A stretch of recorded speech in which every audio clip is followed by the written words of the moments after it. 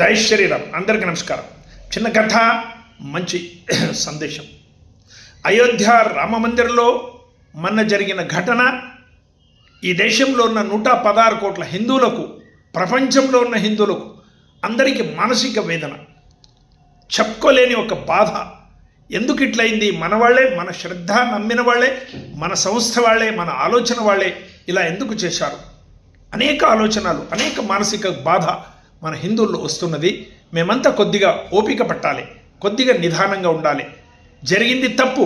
ఈ తప్పుని ఎవరు సమర్థన చేయటం లేదు, దానికి అనుభవిస్తారు.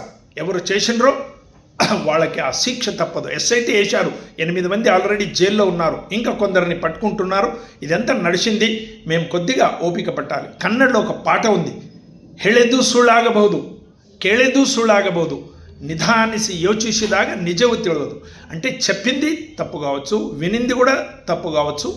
కొద్దిగా ఆలోచన, శ్రద్ధ, సమయం వచ్చినప్పుడు కొద్దిగా సమాధానంగా ఆలోచన చేయండి, అప్పుడు అది సరిపోతుంది అని.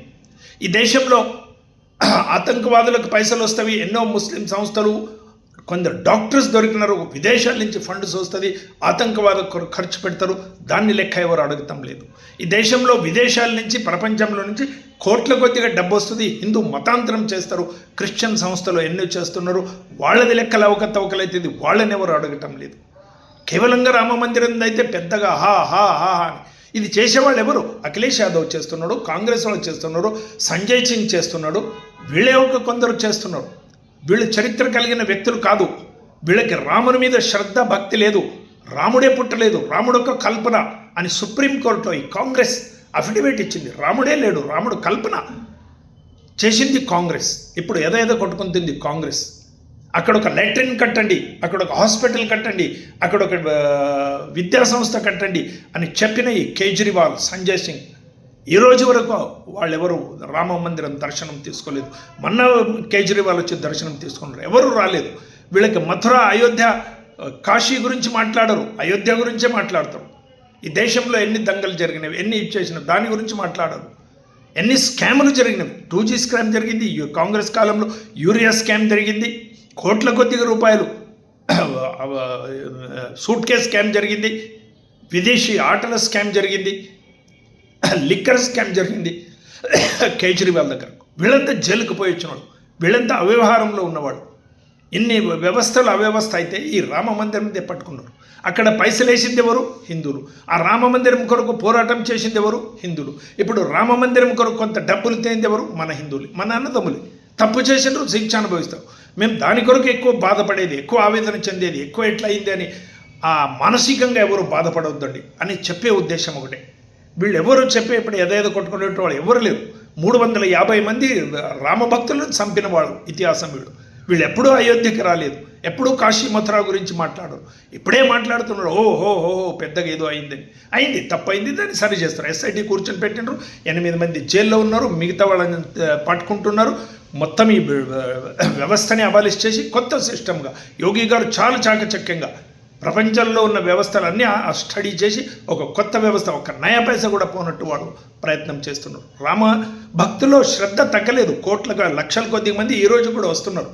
ఏదో కొద్దిగా డబ్బు వ్యవహారం అయింది, దాని నుంచి రాముడు లేడు, రాముడు అట్లా, ఈ రాముని నమ్మిన వాళ్ళంతా దొంగలు, రాముని నమ్మిన వాళ్ళంతా లంగలు అని వీళ్ళేం మాట్లాడుతున్నారు. వీళ్ళంతా దొంగలు, దుర్మార్గులు, దేశద్రోహ పని చేసేవాళ్ళు. వీళ్ళంతా ఈరోజు మనకి నీతులు చెప్తున్నారు, మనకి కథలు చెప్తున్నారు, టీవీలో దాంట్లో వచ్చి విపరీతంగా మాట్లాడుతున్నారు. మేము దీని గురించి ఆలోచన చేసేది అవసరం లేదు. ఈ సమయం చెడ్డ సమయం ఉంది, ఈ సమయం బాధాకర సమయం ఉంది, ఈ సమయం కూడా పోతుంది.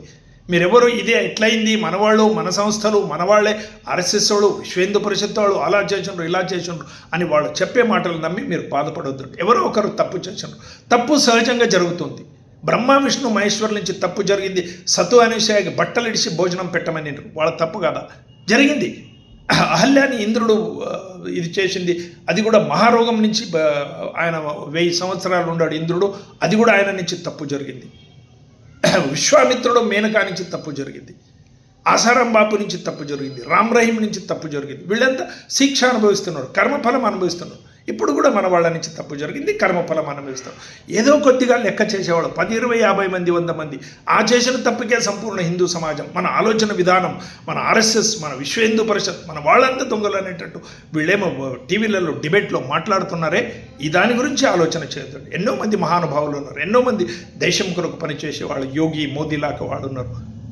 అలాంటి మహానుభావుల ఆదర్శంలో మేమున్నాం. మా పార్టీ, మా సిద్ధాంతం, మా ఆలోచన విధానం అలాంటిది. గాబరు కావద్దండి. ఒక కథ చెప్పి ముగిస్తాను. ఒక రాజు ఉండేవాడు.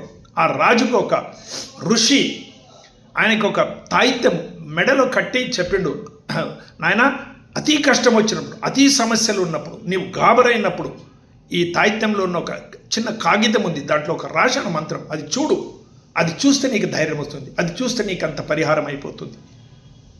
రాజు యుద్ధంలో ఓడిపోయిండు, ఎక్కడో పోయిండు అడవిలో, సైన్యం ఒక అంకైంది, రాజు ఒక అంకైండు, విపరీతం కష్టం, తిన్నికి లేదు, నీళ్లు తాగనికి లేదు అడవిలో.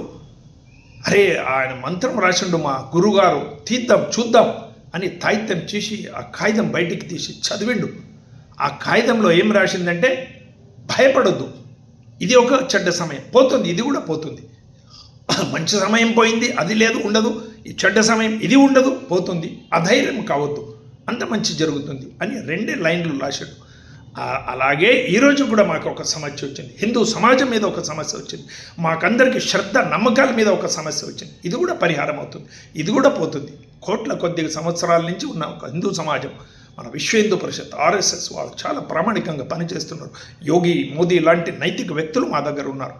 మేము వాళ్ళ గురించి ఆలోచిద్దాం. ఏదో భయపడేది, ఏదో టీవీలో చూసి, ఏదో డిబేట్లో చూసి, ఏదో తిక్క వాళ్ళ మాటలు, రామ భక్తులను చంపినవాడు, ఎన్ని స్కామ్లో ఉన్నవాడు, ఎప్పుడు అయోధ్యకి రానవాడు, కాశీ మథురా గురించి మాట్లాడనవాడు, వాళ్ళ గురించి జాగ్రత్త. వాళ్ళ నుంచి మేము పాఠం నేర్చుకునేది అవసరం లేదు. మేము తప్పులు జరిగిన వాళ్ళకి సరి చేస్తాం. యోగి గారు తన బాధ్యత తీసుకున్నారు. మేము కొద్దిగా ఓపికగా ఉండాలి, మేము కొద్దిగా సమాధానంగా ఉండాలి, అంత సరిపోతుంది. భారత్ మాతాకి జై. అందరికీ నమస్కారం.